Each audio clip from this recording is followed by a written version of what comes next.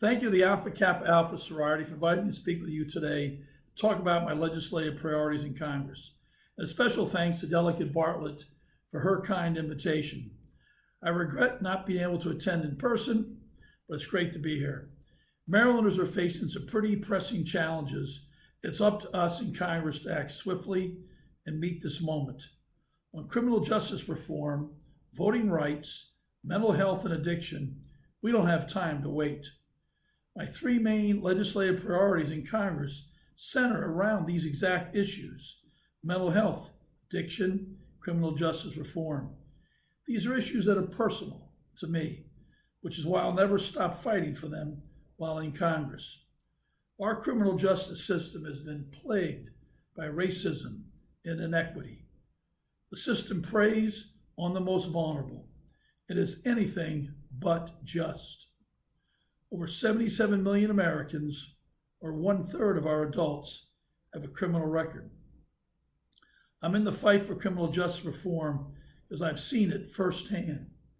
In the 90s, I was arrested by a corrupt prosecutor who later himself went to jail. I was able to beat the sham charges for three reasons. I had access to resources, i.e., a good lawyer. I was lucky to have a good education. And frankly, I'm white. Far too many millions of Americans don't have the privileges that I have, and I'm dedicated to using my voice to fight for those that are voiceless. Our criminal justice system is failing those who are incarcerated right now.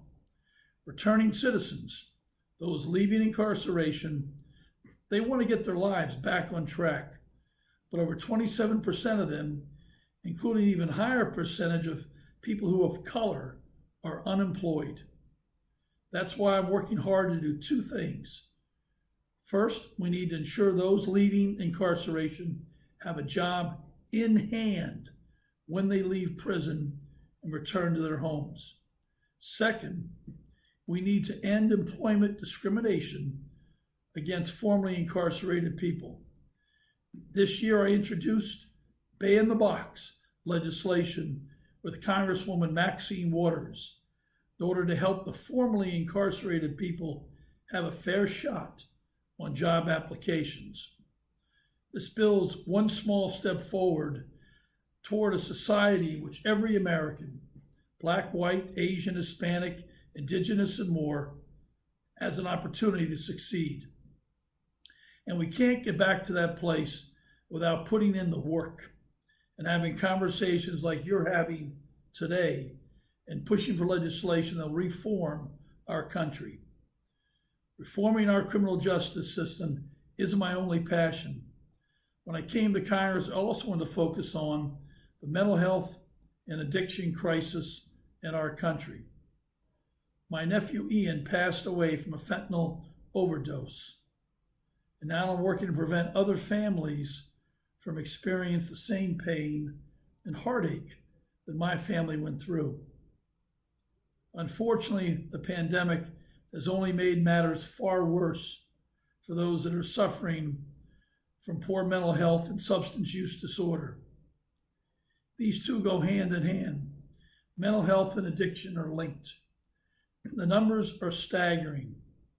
Drug overdose deaths have reached a new record. Last year, we saw 93,000 people die of a drug overdose. That's a record we never, ever wanted to set. Behind each one of these numbers is an individual.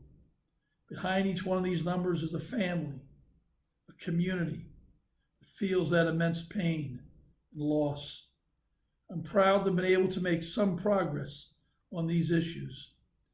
Just recently, the Dump Opioids Act, a bill I wrote to ensure that people can safely dispose of their medication, was signed into law by President Biden. And early this year, we created the Bipartisan Addiction and Mental Health Task Force to bring real change. I've also been fighting for progress on the mental health side of things. I'm committed to improving mental health resources, especially for young people. A 2021 report for the Mental Health America indicates more people reporting frequent thoughts of suicide and self-harm than has ever been recorded. With mental health declining at an astounding rate, we need to act fast to ensure our children get the mental health care they desperately need. That's why this year I introduced the Comprehensive Mental Health in Schools Pilot Program Act. This legislation will fund pilot programs in primary and secondary schools so mental health and behavioral health prevention programs can be put in place. And we'll finally be able to start addressing mental health issues with our students before it's too late. I've always been the kind of person who sticks up for what they believe in, and recently across our country, we've seen voting rights under attack. I, as many of you, were all horrified to see these restrictions in states like Texas and Georgia that make it harder for people to vote, especially people of color. These laws are unacceptable, they're un-American, they have no place in our democracy. We're going to continue to fight for voting rights in Congress by supporting the John Lewis Voting Rights Act and the For the People Act. Our kids deserve to grow up in an America that values their voice. Part of building a better future for them is not only about having an inclusive democracy, it's also about taking on the big challenges, no matter how abstract they may be. That's why since day one, I've been a huge advocate of climate action. Many of my constituents, including some of you, have been advocating for ways to address climate change.